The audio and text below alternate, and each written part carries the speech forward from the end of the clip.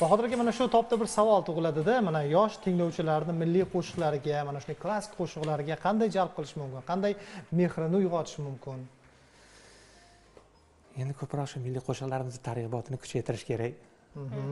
Shu endi hozir ijtimoiy tarmoqlarga kirsak ham ko'proq shu zamonaviy nimalarga ko'proq e'tibor, ko'proq Chunki yoshlarimiz aksariyat vaqtini aynan ijtimoiy tarmoqqa bag'ishlamoqda. Shunaqa.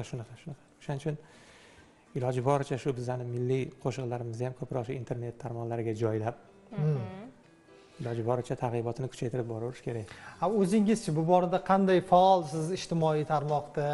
Mana shogirdlar bor, sizga yelkama-yelka turgan mana do'stlar bor, to'g'rimi? Sozanda do'stlar bor. Ular baribir ko'maklashsa kerak, bilmagan joylarni albatta yoshlar yaxshi bilishadi bugun ijtimoiy tarmoqlar. Faolmisiz? Albatta, bizda shu mana hozir shu qo'shiqlarimizni joylab borayotgan, ijtimoiy tarmoqlarga joylab borayotgan shu ukamiz mana Sherzodbek, albatta farzandim mana Jasurbek bor. Albatta mana Umarбек ukalarimiz mana Davron akam borlar. Shu sozandalarimizdan albatta hammaliga qo'ldan kelgancha yordamligini ayashmaydi mana. Yashasin. Har doim birgamiz.